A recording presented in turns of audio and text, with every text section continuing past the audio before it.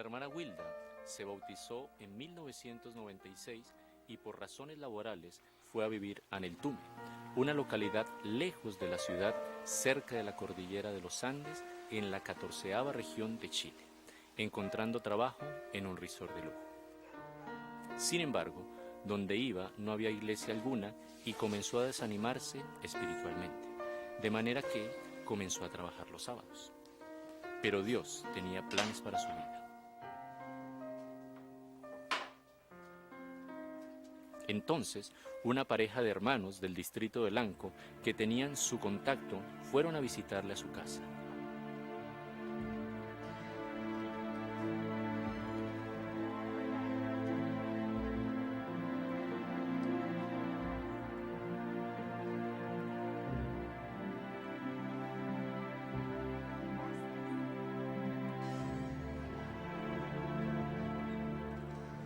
Fue un encuentro inspirador, donde abrieron la palabra de Dios, oraron juntos y pudieron conocer un poco más de la historia de Wilda y sus dificultades para guardar los sábados en su trabajo.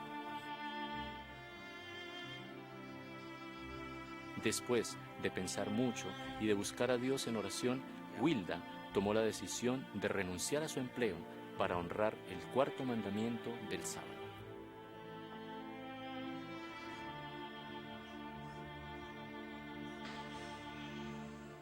Lo que ella no sabía era que su decisión cambiaría no solo su historia, sino también la de Andrea. Hola, Wildita. Hola, Andreita. Al recibir la carta de renuncia de Wilda, Andrea se identificó como adventista, mas estaba alejada de la iglesia. Esa actitud de Wilda, renunciando a su trabajo, provocó en Andrea un cambio de vida. Después de ese encuentro, las dos pasaron a frecuentar la misma iglesia. Te felicito. ¿Y dónde se juntan? Nos juntamos todos los sábados en mi casa. A fin de conseguir dinero para sustentar su familia, Wilda empezó a trabajar por cuenta propia haciendo artesanías para vender en su comunidad.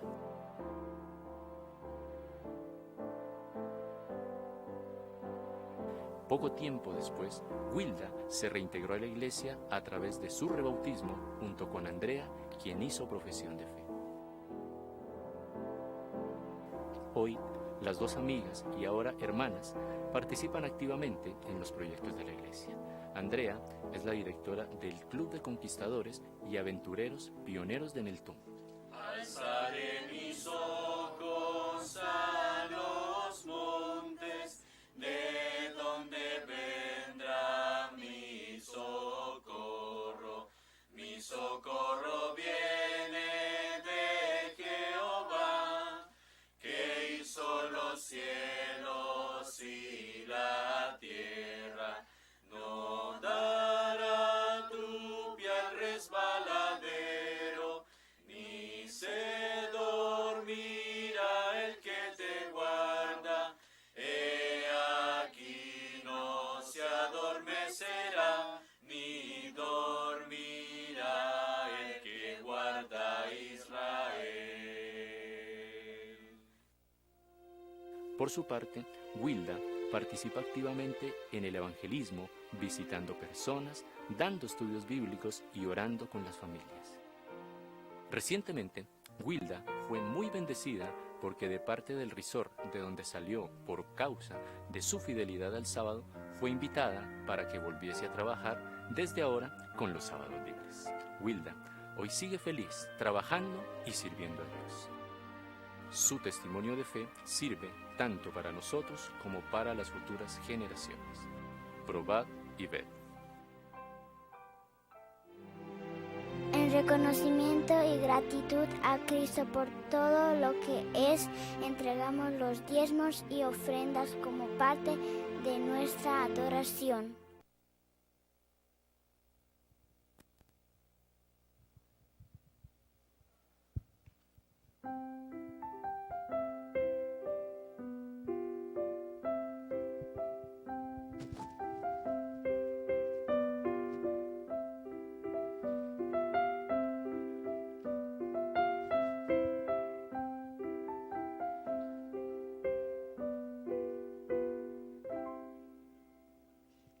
invito a los niños que hacen falta por pasar para que vengan.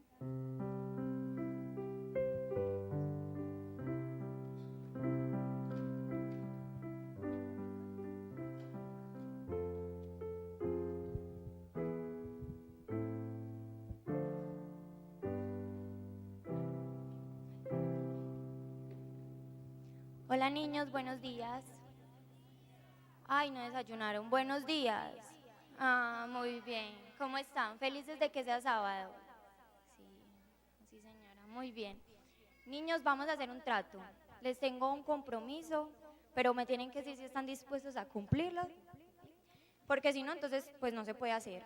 Yo les voy a repartir algo, pero ustedes no pueden ni tocarlo, ni probarlo, ni olerlo, ni abrirlo, ni nada. Nada, lo tienen que dejar quietecito. ¿Están de acuerdo? Sí, no los escuché. Sí, listo.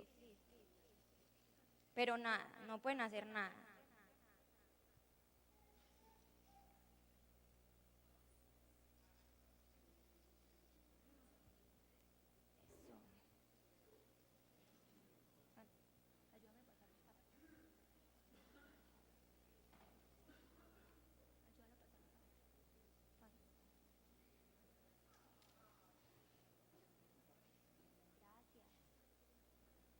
¿Quién falta?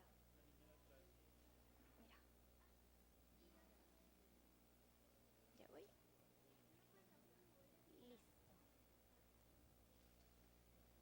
Y por allá atrás. Listo. Ya tienen todos. Listo. El tema de hoy, niños, se llama Vencer la tentación. Y está en Marcos 4, del 2 al 3. Resulta que Jesús estuvo 40 días y 40 noches en el desierto. Ya conocían la historia, ¿cierto? ¿No les parece demasiado? Demasiado, Noemí, muchísimo. Él se encontró 40 días y 40 noches en el desierto, fatigado, con muchísima hambre, con mucha sed, porque de todas formas tenía la condición de ser humano. Imagínense que en estos días estaba escuchando las noticias y escuché una noticia de un señor que se naufragó, o sea, el bote se le hundió en el mar y pasó 10 días sin comida, sin bebida, sin nada, en ese sol impresionante. Cuando lo encontraron a los 10 días estaba al punto de morirse, pues tenía mucha sed, tenía mucha hambre. ¿Ustedes cómo se sentirían 10 días sin comer? Hasta ahora ya tienen hambre, ¿cierto? Todos tenemos hambre. 10 horas sin comer, demasiado. Ahora imagínense 40 días y 40 noches, que fue lo que hizo Jesús. Cuando Jesús estaba en el desierto, se le presentó el que algún día fue un ángel hermoso del Señor. ¿Que quién era? ¿Quién? Santi. Satanás, muy bien. Y le dijo que si él era seguramente el Hijo de Dios, podría con toda la capacidad volver las piedras panes. ¿Y alguno sabe qué le respondió Jesús? Yo sé que ustedes sí saben. Bueno, pues, ¿tú sabes? Dime qué le respondió. No solo de pan vive el hombre, pero de toda palabra que sale de la boca de Dios. Muy bien, amén. Exacto, eso le respondió Jesús. Entonces, ¿cómo se sienten con ese helado? ¿No quisieran comérselo? ¿Qué sienten? Rico, qué rico comérselo, ¿cierto? Pero sabemos que no lo podemos comer por la reverencia y porque fue un compromiso que no nos lo íbamos a comer. Eso exactamente pensó Jesús. En la misma circunstancia que están ustedes se sintió Jesús, porque él no iba a dejar a un lado la misión que su padre le encomendó tan importante. Entonces lo que siempre debemos hacer, niños, es siempre con la ayuda del Señor poder soportar vencer la tentación. Los invito entonces, niños, a que venzamos la tentación y oremos para terminar. ¿Quién quiere orar? ¿Alguno? Ah, no. Santi, ¿me ayudas orando?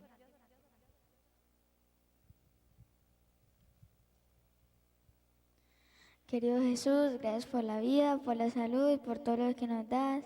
Gracias por un sábado más de vida. Permite que podamos recibir todas las tentaciones y gracias por este día. En nombre de Jesús, amén. Para finalizar esta prueba mortal, les voy a entregar una hojita y me la tienen que colorear. Al final me la van a entregar y no se van a comer el helado hasta el final del culto, porque van a vencer la tentación. Así que recibo los heladitos y al final del culto me buscan porque se los entrego. ¿Listo? Pero sí se los voy a entregar y se van a portar juiciosos y al que vea, listo, Rosado, y al que vea hablando o no poniendo atención le quito el helado. Hay que poner atención en el culto. Gracias. Ay, y las hojitas.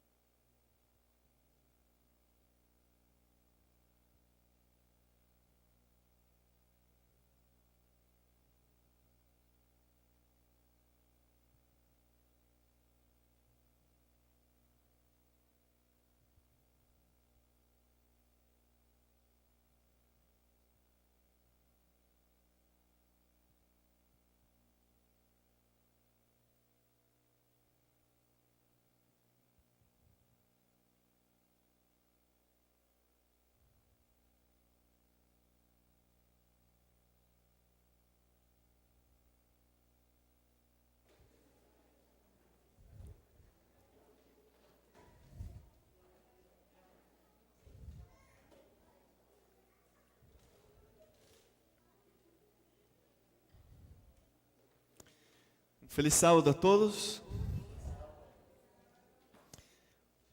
Para los que me conocen, saben que ya hace unos 2 años que no vengo acá y para mí es una alegría muy grande poder regresar y aún más repartir la palabra de Dios con ustedes. Queridos, en esta mañana el tema que he preparado es un tema que tiene el propósito, primero, de hacerte una advertencia, porque la palabra de Dios sirve también para nos advertir. También tiene el propósito de hacerle, o sea, motivarlo a que estudie más. ¿Y cómo lo voy a hacer? Yo tengo un poco de informaciones que no voy a detenerme en ellas, sino que de manera superficial vamos a pasar por ellas como que un vistazo, como un panorama, para que lo veas de lejos y percibas ahí que hay puntos que necesitas estudiar más. Seguramente que vas a encontrar algo que te vas a dar cuenta de que necesitas estudiar más. Y al final, como la palabra de Dios siempre nos hace tomar una decisión, el propósito también es hacerte tomar una decisión. Entonces, no se preocupe si en algunos momentos vamos a pasar por unas informaciones un tanto rápidas, porque no es la intención de tener en los detalles, sino que de una manera general te puedas ver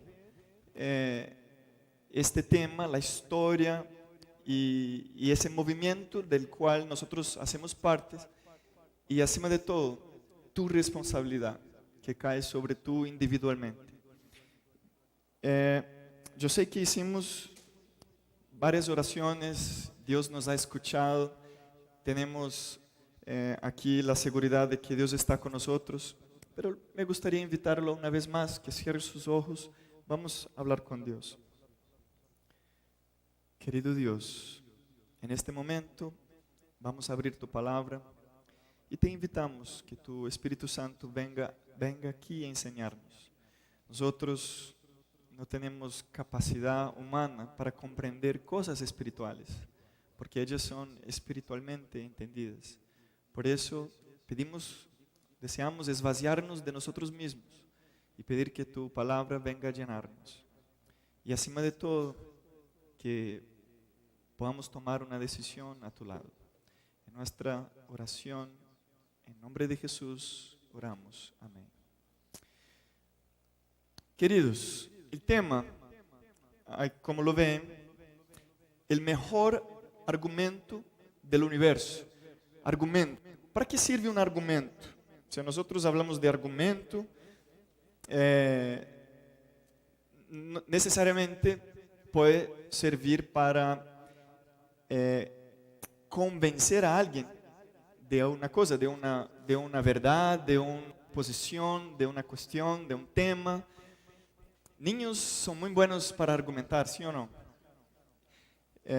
Y siempre quieren tener la razón. Yo sé bien lo que es eso. Sin embargo, argumentos tienen una aplicación muy especial en casos de juicios. Los que son abogados saben muy bien de eso, que necesitan preparar pruebas que sirvan de argumento para el caso, para que el juez tome su decisión de forma justa y correcta. Ahora, nosotros sabemos que Dios está en un juicio, que a mucho tiempo atrás tuvimos un conflicto cósmico, que es ese tema que le quería poner. Una cuestión empezó allá en el cielo al respecto del carácter de Dios. En un punto de la eternidad, alguien cuestionó a Dios. Entonces, delante del universo, él tenía que presentar pruebas contra Dios, Lucifer, y Dios seguramente tendría que presentar pruebas a su favor. El texto que está aquí, Salmo 9, versículo 16, dice: Jehová fue conocido en juicio. En el juicio que hizo, en la obra de sus manos fue enlazado el malo. Ahora te pregunto,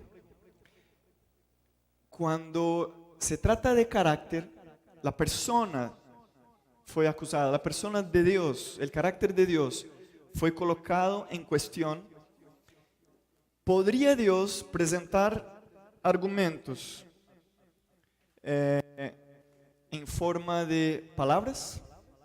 ¿Podría Dios con palabras vindicar su caso? Decir, no, yo no soy lo que Él está diciendo y te voy a decir, mira, aquí están las pruebas. ¿Podría Él simplemente hablando resolver su problema? Definitivamente que no. Porque si una persona es acusada de ser un mal carácter, la única manera de resolver ese problema es con el tiempo. Y el tiempo iba a decir quién estaba cierto o no. Entonces Dios permitió que se desarrollara ese conflicto cósmico entre el bien y el mal. Y por eso sabemos que Dios no destruyó el mal allá en su origen, porque necesitaba de tiempo para exponer su carácter, ambos, el carácter del bien y del mal. Aquí tenemos un cuadro en que podemos ver de forma dinámica y objetiva cómo se desarrolló ese conflicto. Mira, en la eternidad surgió el conflicto cósmico. Y en ese momento, dos principios se originaron, el bien y el mal.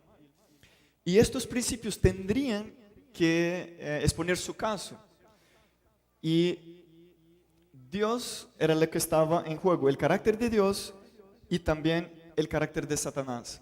Ahora, ¿cómo exactamente fue el clímax, o dónde fue el clímax, o sea, el momento más importante de estos dos principios, donde ellos se encontraron y allí se quedó claro quién era quién?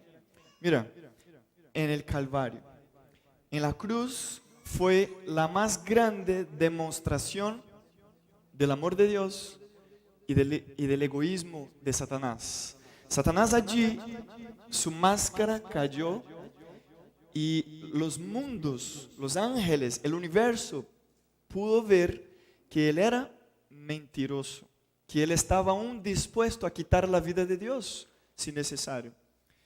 Y allá, con eso, sabemos que esa demostración de Dios, de amor de Dios, se volvió, es lo que conocemos como el Evangelio, las buenas nuevas, de que Dios es amor, de que Dios sí es de verdad, su reino es de paz, de amor, de bondad, y es verdad. Y Satanás se volvió un mentiroso, y en ese punto es que no solo la humanidad, pero todo el universo tuvo que tomar una posición delante de este conflicto. Y sabemos que los ángeles que estaban en el cielo, todavía muchos tenían duda al respecto del carácter de Dios y de Lucifer, y que se volvió Satanás. Pero en la cruz, en esa demostración viva, clara, práctica, Satanás se volvió un mentiroso y los ángeles, los mundos no caídos, realmente cortaron relación con él y no se quedó duda más. Ahora, la humanidad sigue con el conflicto y sabemos que de un lado unos tomarán el sello de Dios y por otro lado, lo que dice la Biblia, la marca de la bestia. Ambos tienen esa línea, esa vertiente, que es uno, el carácter de Dios, el carácter de Satanás. Y eso está relacionado a la vida eterna, decisión eterna. O muerte eterna o vida eterna. Y Moisés muy bien en el final del libro de Deuteronomio dijo, aquí está, he puesto entre vosotros la vida y la muerte. Eligen la vida. Es una decisión de cada uno. Ahora, en Romanos 1, 16, 17 dice, porque no me envergüenzo del Evangelio, porque es potencia de Dios o el poder de Dios para la salvación a todo aquel que cree, al judío primeramente y también al griego, porque en él, en ese Evangelio, la justicia de Dios se descubre de fe en fe, como está escrito, mas el justo vivirá por la fe.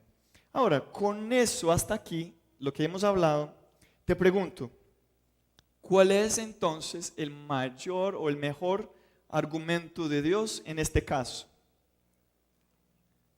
El amor, ¿sí?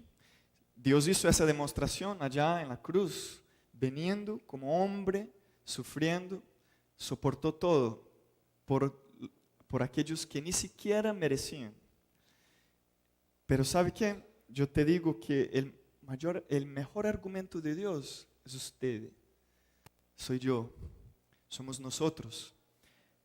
Porque te pregunto, aquí tenemos varios profesores, ¿sí o no? ¿Cuántos profesores? ¿Cuántos son profesores y enseñan? Excelente.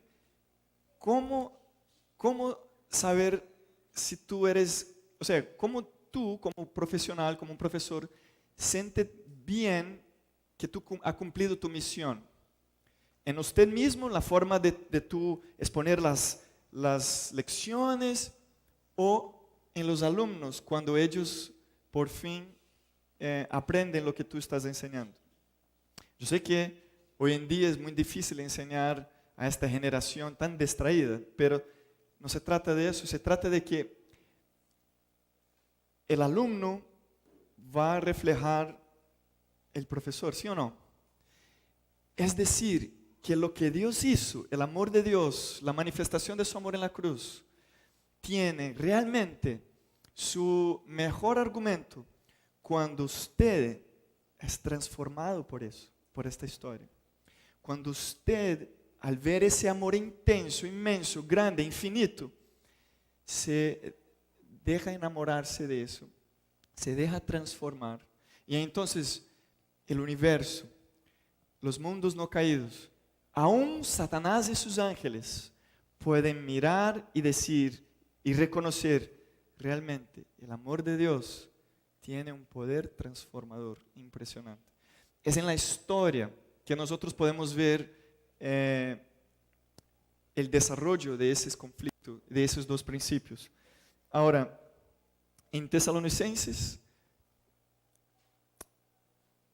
aquí, en 1 Tesalonicenses, capítulo 2, el versículo 19, dice, porque ¿cuál es nuestra esperanza, o gozo, o corona de que me gloríe? ¿No sois vosotros delante de nuestro Señor Jesucristo en su venida? Pablo diciendo, cuando yo trabajo, ¿cuál es mi recompensa de verdad? Es usted. El éxito del evangelista es ver almas siendo ganadas para Cristo, para Jesús. Y en realidad ese debería ser el deseo de cada uno de nosotros, al reconocer que la recompensa más grande es saber que el amor de Dios ha hecho un efecto en mí, y ese efecto es una cadena que no tiene fin, que no puede contenerse, como un perfume muy bueno, con un aroma fuerte. Cuando usted lo abre, no se puede contener el aroma, se llena todo el salón. Y así es con el argumento de Dios en ese conflicto, en ese evangelio. Ahora, ¿por qué la Biblia está llena de historias y profecías si el amor es algo práctico? Tenemos mucha teoría, ¿sí o no? Pero es en realidad que aquí la historia ha hecho parte de todo ese argumento de Dios, porque es el día a día que Dios se ha revelado y que nosotros también nos revelamos. Nadie puede conocer a alguien en un día y casarse en un día. Está corriendo un riesgo tremendo de cometer un error y después de conocer a esa persona mejor, un chasco. Conocer lleva tiempo, y tiempo precioso. La Biblia, que está llena de historias, como nosotros leímos, esas historias son para que nosotros podamos aprender, son enseñanzas que fueron escritas para que por la paciencia y por la consolación de las Escrituras tengamos esperanza. Y como fue leído también en 1 Corintios, y aquí no está, se me olvidó poner el texto exacto, como leímos, estas cosas le sucedieron por ejemplo y fueron escritas para advertir a los que han llegado al fin de los siglos. Entonces, si alguien llega y pregunta, bueno, ¿qué es el Evangelio? ¿Qué es el Evangelio? Explícame en 5 minutos. Convénzame. O sea, yo quiero estar convencido de que ese Evangelio vale la pena. Dígame, 5 minutos, dale. ¿Es posible hacer eso? No. ¿Cómo uno puede presentar el Evangelio? Claro, tiene las Escrituras, tiene la historia de Dios, pero de un modo tenemos muchas historias también de cuentos. ¿Cómo saber si esa historia es verdad o no? Hay un dicho que nosotros somos la mano de Dios, ¿sí o no? Aquí en la tierra para ayudar a los que necesitan. Cuando la gente dice con una tragedia, ¿dónde estaba Dios? ¿Dónde está Dios? Dios está siempre donde estuvo. Pero Él, cuando se fue, dejó su Espíritu Santo, que es Dios, para que habitara en nuestro corazón, para que hiciéramos las obras de Él. Entonces, Dios, ¿dónde está Dios? Si no está en usted, ¿dónde está? Y aún más, historia y profecía andan juntas, no separadas. La profecía es la parte de Dios que nos de antemano dice lo que va a suceder, porque en Amós 3:7 dice que Dios no hará nada sin que revele su secreto a sus siervos, los profetas. Y con eso dicho, Dios siempre ha preparado la palabra para que por ella no nos perdiéramos. Yo he preparado un slide, una diapositiva aquí, que es más un panorama, como te he dicho. Voy a pasar bien rápido, pero porque tengo al final, quiero que vean durante la historia cómo los conflictos, el conflicto del bien y del mal están todo el tiempo luchando, desde el principio hasta el final. Pero el final es aún lo que más nos interesa, porque podemos hacer parte de ese final. Aún Dios quiere que hagamos parte de ese final, de esa historia. Depende de nosotros. Ahora, mire bien, en Apocalipsis 12 tenemos el principio del conflicto, ¿cierto? Y el dragón peleó el dragón, hubo pelea en el cielo, el dragón y sus ángeles pelearon contra Jesús y sus ángeles. Y fue echado el dragón y sus ángeles, Satanás, la antigua serpiente. Y Dios empezó el trabajo de creación. Como Él es amor y amor siempre está dando, emana de Él luz, vida. Y Él entonces siguió su trabajo de Dios, de generar vida. Entonces, após la creación, ¿cuál es la conclusión de la palabra de Dios en Génesis? Que todo lo que Dios hizo era ¿o qué?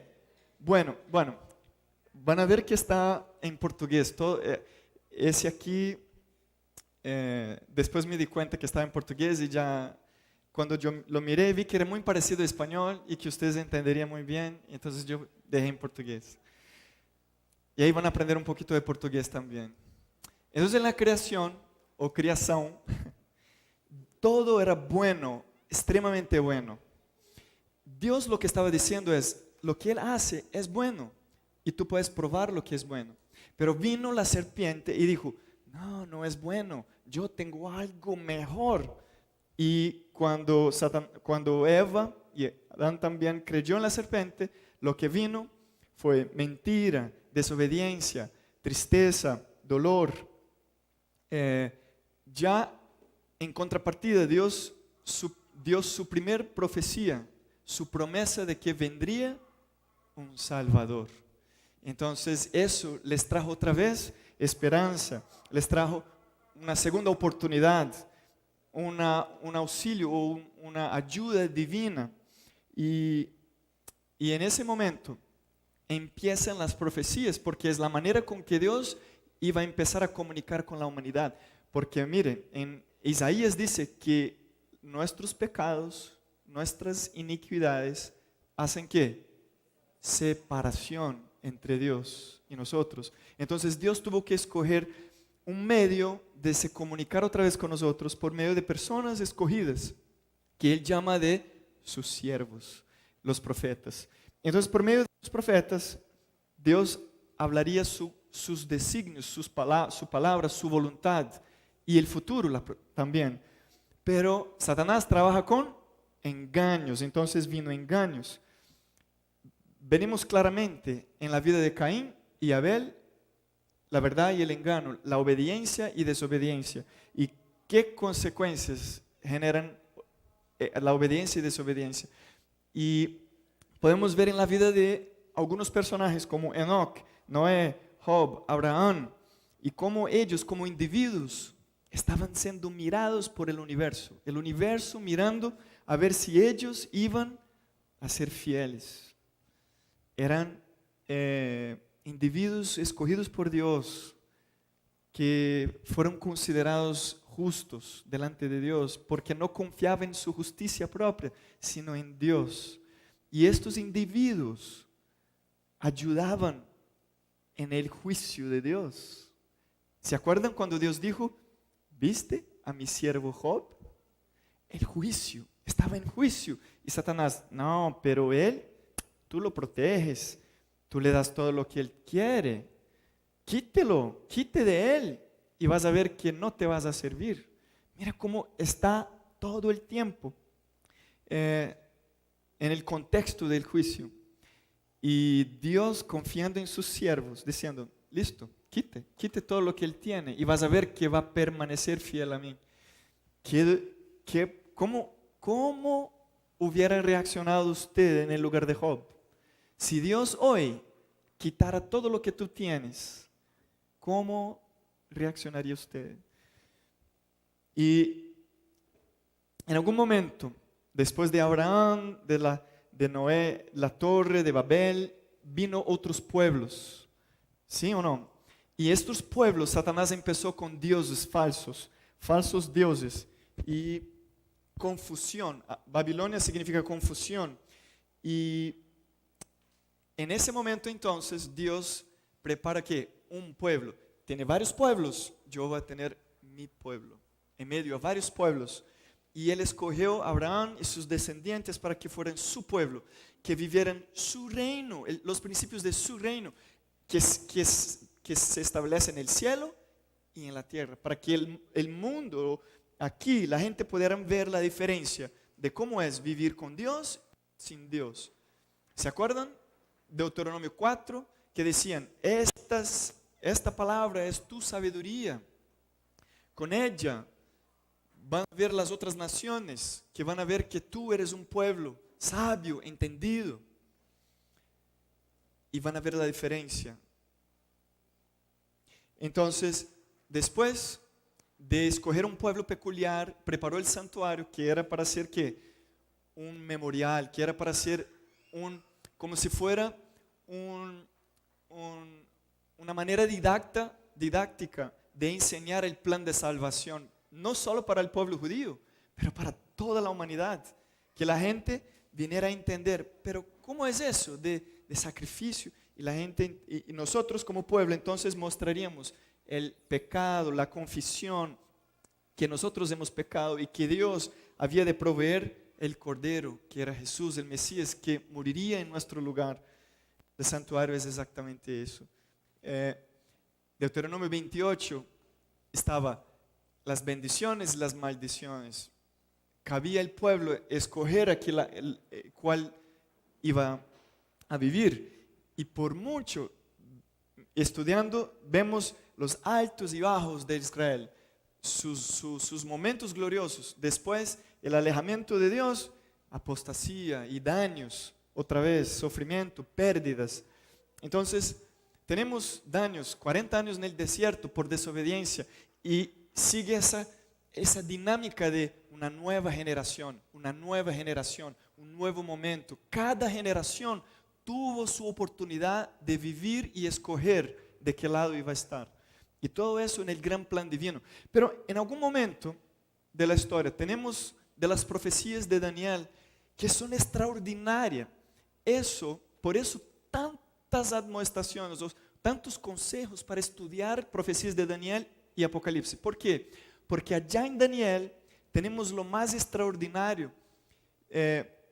Dios diciendo cómo las naciones iban a suceder, o sea, la historia y cómo iba a terminar. Muchos años antes, Él ya nos dio ese mensaje, pero no solo información, no, más que información. Él nos dio eso para que entendiéramos quién es Dios, por qué el reino de Dios no cae, por qué los otros reinos caen, o sea, por qué Babilonia cae, por qué Grecia cae, los medos, los persas, por qué Roma se cae, se divide, y por qué después viene un reino que no cae. Eso es el mensaje más importante de las profecías, que muchas veces pasamos por alto.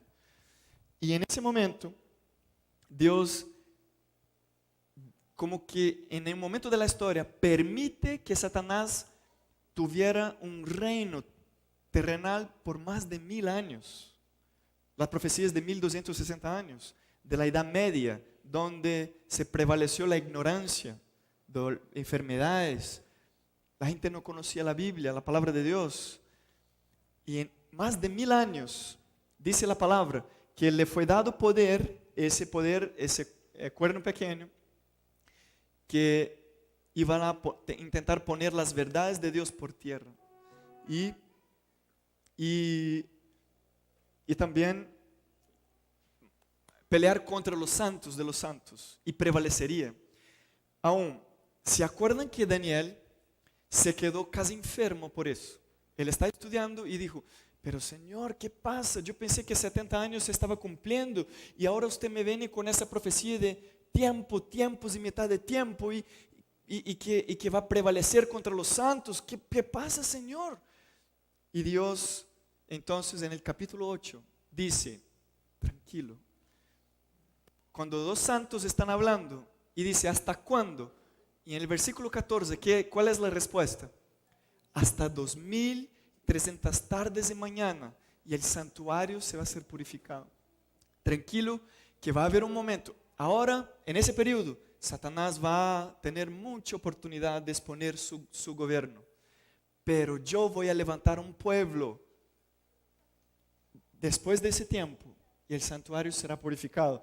Entonces, mira, después del Mesías, el Mesías se va al cielo, empieza el proceso de las 7 iglesias. Estamos estudiando el libro de Hechos, y el libro de Hechos refleja ¿cuál iglesia?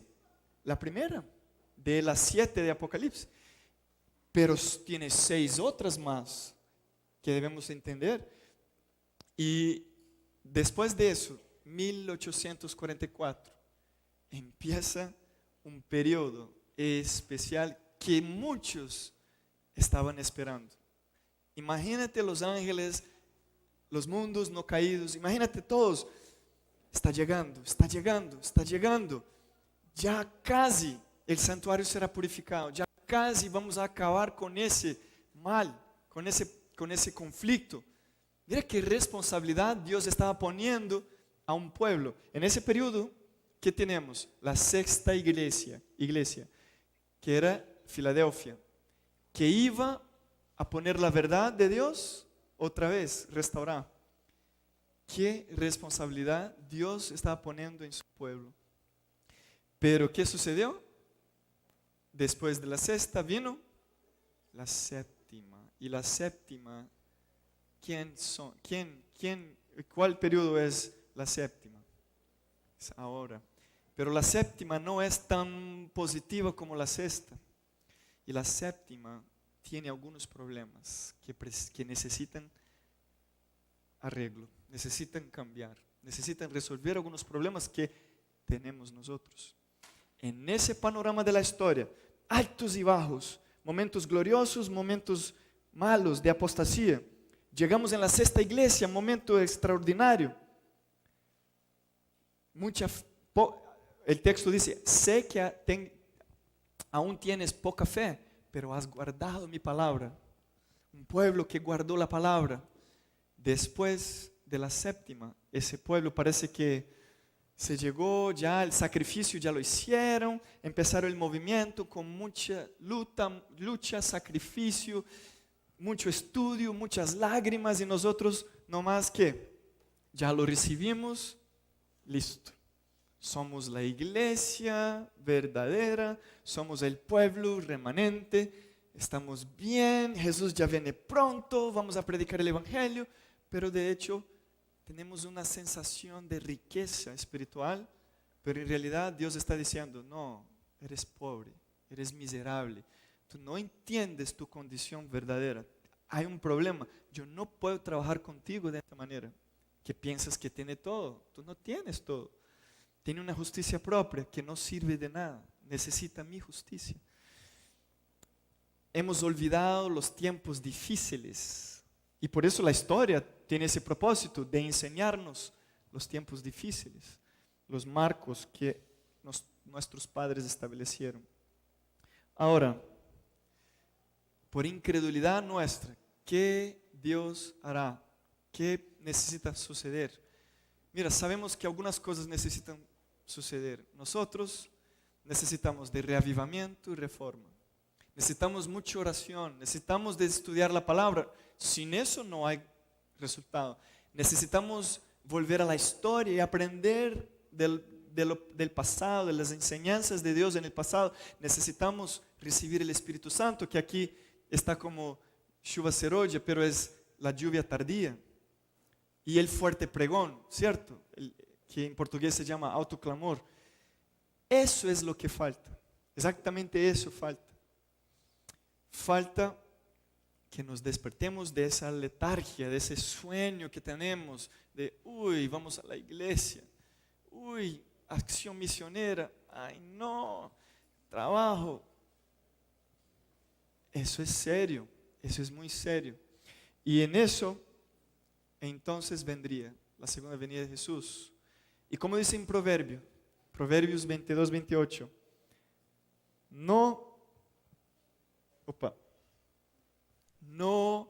traspases el término antiguo que pusieron sus padres. Esta palabra término, ahí en el original significa límite o como por decir, una marcación. O sea, los padres o el pueblo de Dios que venía antes de nosotros y que eran los siervos de Dios, establecían las verdades que Satanás había tirado por tierra. Y esas verdades que fueron establecidas siempre han aportado con las verdades anteriores. Y en eso hemos construido un conjunto de verdad que no puede ser ignorado, no pueden ser separadas. Por ejemplo, hemos en un punto de la historia restaurado la historia de la verdad sobre el sábado, pero ella sola no tiene sentido. Son una construcción de verdades que no podemos quitar nada. Debemos estar siguiendo como ese orden de verdades que fueron construidas. Y yo quería hacer con ustedes, aquí nomás, que es la última parte de que yo había dicho que iba a motivarlos a estudiar más.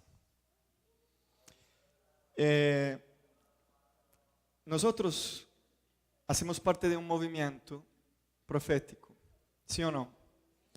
Tuvo un momento de la historia, como ya habíamos dicho, 1844 hasta 2300 tardes mañanas, Dios iba a suscitar un pueblo que iba a cumplir una misión de extrema importancia. Ustedes vieron, Dios dio más de 1000 años para el mal, exponer su verdad, su mentira.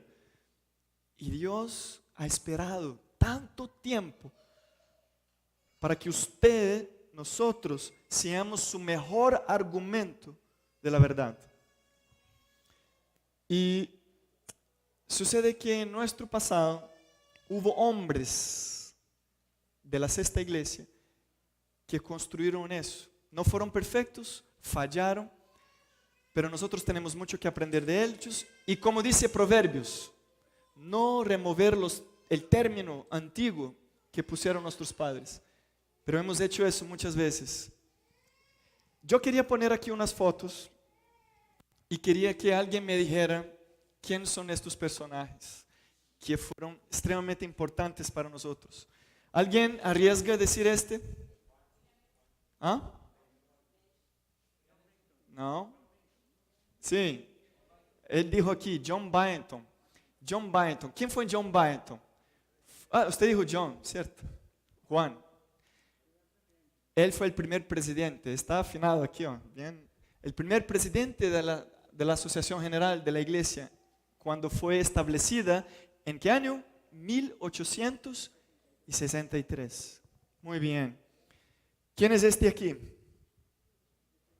Ese da para ver bien. Ese es Crozier. Crozier fue el responsable, junto con Hiram Edson, de escribir sobre ¿qué? El santuario. ¿Quién fue este? Poco hablado, pero él nos aportó demasiado en el movimiento millerita. No se volvió adventista del séptimo día después, porque también murió poquito antes, 2 semanas antes de 22 de octubre de 1844. El Carlos Fitch, él fue el responsable de 2 cosas, junto con George Storrs, y sobre el segundo mensaje angélico, cayó Babilonia. Él fue el propulsor de ese mensaje, el segundo mensaje angélico. Mira qué importante. Parte de los 3 mensajes, él es el hombre que impulsionó ese segundo mensaje. Y también la inmortalidad del alma, o sea que el alma no es inmortal. Ese es fácil. Miller, José Bates. ¿Ese quién? Ese tampoco conocido, pero fue nuestro primero historiador. Él fue John Loughborough, que viajó muchas veces con James y Ellen White, y después ya con una cierta edad, Ellen White escribió y dijo, para él escribir un libro de cómo Dios guió ese movimiento, para que los nuevos adeptos al movimiento no se olvidaran de cómo Dios guió el pasado. Bueno, yo te voy a ayudar un poquito, que yo veo que está muy difícil estos personajes. ¿Quién es ese? Fácil, ¿no? ¿Hay alguien que no conoce? Los niños de pronto. Yo creo que hasta mis niñas conocen. Ese aquí es, ¿quién? No, ese muchacho sabía la Biblia de memoria. Andrews sabía todo el Nuevo Testamento de memoria y gran parte del Antiguo Testamento. ¿Quién es ese? Ese está una foto viejita ya, poco antes de morir. Él es James White, el esposo de Ellen White. Voy a ayudarle otra vez con otra foto más fácil. ¿Quién es ese? Parece charro, ¿sí o no? Pero yo estoy haciendo para que vean cómo tenemos trabajo, ¿sí o no? Tenemos trabajo, necesitamos saber quiénes son estos hombres. En algún momento yo no sabía tampoco, entonces no se sienta mal. No, siéntase mal, sí, porque si no, no vas a estudiar. Yo me sentí muy mal cuando yo descubrí que no sabía quién eran mis padres, los que echaron el fundamento de ese movimiento. ¿Quién es este? Dificílimo.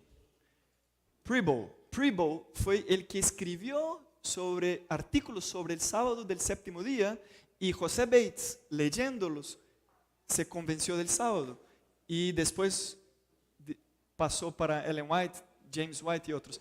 Está difícil, ya está aquí, ya. Mira, Uri Smith, Jones, Wegener, hombres que tuvieron un papel importante en nuestra historia. Pero yo, queridos, con eso, yo espero realmente cumplir con el propósito de esos mensajes, de este mensaje, que era, primero, hacer una advertencia. El pasado, lo que está escrito, eso es una advertencia nuestra. No podemos olvidar la responsabilidad que Dios ha colocado sobre nosotros como pueblo y como individuos, porque antes de ser pueblo somos individuos. Es muy seria, demasiadamente seria. Debe llevar eso muy seriamente. Segundo, motivarlo a estudiar más. Yo creo que estás motivado a estudiar más, ¿sí o no? Saber quién fueron los hombres que establecieron este movimiento. Tú piensas, no, de pronto eso no es tan importante, ya pasó, eso ya en el pasado. Lee la historia de Jueces. Jueces capítulo 2. Se murió Josué y la cosa desandó. Vino una generación, dice la Biblia, que no conocía cómo Dios ha guiado el movimiento. Y me gustaría terminar con un versículo bíblico. Si puedes abrir la Biblia en Deuteronomio, capítulo 6, y con eso vamos a encerrar este mensaje de esta mañana, que aún un poquito extenso, yo quería mucho que quedaran con un deseo de más. Deuteronomio 6, en el versículo 6, famosas, conocidas palabras. Y estas palabras que te mando hoy estarán sobre tu corazón. Las repetirás a tus hijos y hablarás de ellas cuando estés en casa o cuando vayas por el camino, al acostarte y al levantarte. Y nosotros muchas veces pensamos, vamos a estudiar de la Biblia, de Noé, de Abraham, a nuestros hijos, vamos a hablar de los mandamientos, está muy bien. Pero mira que dice aquí en el versículo 20, cuando mañana o en el futuro tu hijo te pregunte, ¿qué significan los mandatos, normas, preceptos que el Señor nuestro Dios mandó? Entonces dirás a tu hijo, ¿qué Dios está diciendo que debemos decir a nuestros hijos? Nosotros éramos esclavos de Faraón en Egipto y el Señor nos sacó con mano fuerte. El Señor realizó grandes y terribles señales y milagros en Egipto contra Faraón y toda su casa, ante nuestros ojos. Y sigue, ¿qué Dios está diciendo? Cuando Él te pregunte, cuente la historia. Cuente la historia. Ya han pasado mucha historia desde entonces. Nuestra historia no acaba aquí. Acaba hace poco tiempo con hombres y mujeres como tú y yo en este siglo pasado. Gostaria de invitarlos a que se pongan de pie. Vamos a hacer una oración para terminar. La decisión que quería que tomara es la decisión de asumir tu responsabilidad. Cada cual tiene responsabilidad. Unos son padres, unos son profesores, profesionales, médicos, y cada cual tiene responsabilidad en su casa. Pero si tú te llamas cristiano, si tú te llamas por el nombre del remanente o que sea adventista del séptimo día, tú tienes una responsabilidad muy grande, y ahí lo viste. Y Dios te va a cobrar, porque quien mucho ha dado, mucho cobrado. Oren conmigo. Señor nuestro Dios, eterno Padre, hemos estudiado tu palabra en este momento y vimos cuán importante es esta fase final del conflicto cósmico. Cómo es importante, cómo tú has ponido tanta responsabilidad sobre tu pueblo para que fuéramos el mayor, o el más grande, el mejor argumento en favor del Evangelio. Que nuestras vidas puedan testificar de tu amor.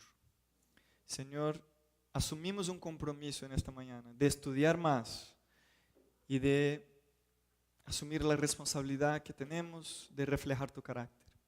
Queremos escoger estar al lado de la vida, al lado de tu Evangelio, recibir el sello de Dios. Y en nombre de Dios, en nombre de Jesús, que nos oramos. Amén.